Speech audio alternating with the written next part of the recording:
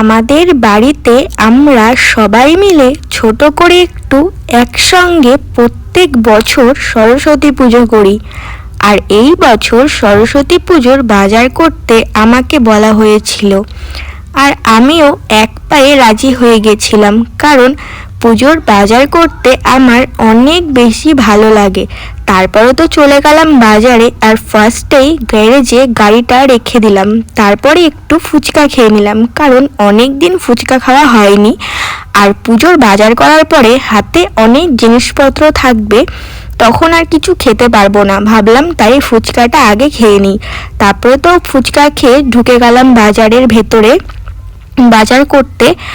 আর অনেক ভিড় ছিল, কারণ পুজোর বাজার করছে সবাই, তাই অনেক বেশি ভিড় ছিল। আর আমি তো ফার্স্টে ভাবছিলাম যে পুজোর বাজার করতে না অনেকে হয়তো ঠাকুর দেখতে এসেছে।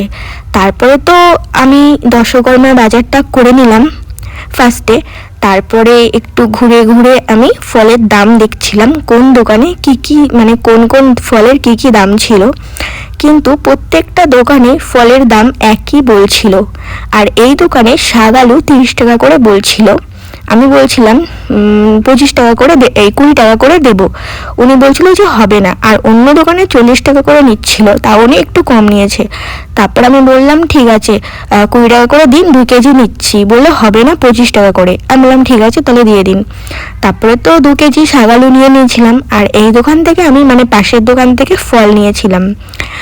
আর প্রচুর দাম ছিল ফলের। এমনি সময় তো একটু কম থাকে, আর পুজো টুজো হলে পরে আরও দাম বেশি বেড়ে যায়।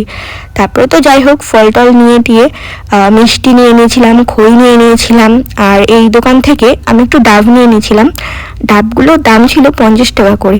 বাবা, এক একটা দাম মানে এক একটা ডাব 50 টাকা করে পিস। তারপরে তো আমি মানে যাচ্ছিলাম, সব কেনাকাটা হয়ে গেছিলো প্রায়, কারণ ঠাকুরটাকে আমি লাস্টে কিনবো, কারণ ঠাকুরটা কিনলে আমি আর বাকি জিনিসগুলো কিনতে পারবো না, কারণ ঠাকুরটা হাতে নিয়ে ঘুরতে পারবো না। তাই সব জিনিস কিনে তারপর আমি ঠাকুরটা কিনতে এসেছি। আর এই দোকানের এই কোনায় ঠাকুরটা আমার পছন্দ হয়েছিল। মানে প্রত্যেকটা দোকানের ঠাকুরগুলো অনেক সুন্দর ছিল, মানে কোনটা ছেড়ে কোনটা দেখবো আর কোনটা ছেড়ে কোনটা মানে নেব, এরকম একটা অবস্থা। তারপরে তো আমি এই দোকানের এই ঠাকুরটাকে আমার বেশি মানে পছন্দ হয়েছিল, আমি কাকুটাকে বলে গেছিলাম। তা কাকুটা বলছে তুমি টাকা দিয়ে যাও, এসে পরে নিয়ে যাও। আমি বলছি কি দাঁড়ান কাকু, আমি একটু ঘুরে ঘুরে আসছি বাজারটা করে, তারপরে আমি এসে নিয়ে যাচ্ছি। বলছে যদি বিক্রি হয়ে যায়। আমি যে বিক্রি হয়ে গেলে হয়ে যাবে, কারণ প্রত্যেকটা ঠাকুরই সুন্দর ছিল, ঠিক আছে, সেরকম কোনো চাপ ছিল না। তারপরে তো দেখলাম যে না, ঠাকুরটা বিক্রি হয়নি, অনেকে এসে দাম দর করে চলে গিয়েছিল। আমি 3বার এসে ঘুরে গেছি, এখান দিয়ে খালি গেছি আর এসছি, কারণ বাজার করছি আর এসে এসে দেখছিলাম, ঠিক আছে। কিন্তু ঠাকুরটাকে অনেকে এসে দাম দর করে গিয়েছিল, কিন্তু কেউ নেয়নি, আমার জন্যই অবশেষে ছিল ঠাকুরটা। তো ভালোই বেশ পেয়ে গেছিলাম। আর প্রত্যেকটা দোকানের ঠাকুরই অনেক বেশি সুন্দর ছিল। তো বাজার করা প্রায় কমপ্লিট, লাস্টে ঠাকুরটাকে নিয়ে তো বাড়ি চলে যাচ্ছিলাম। তো চলো টাটা।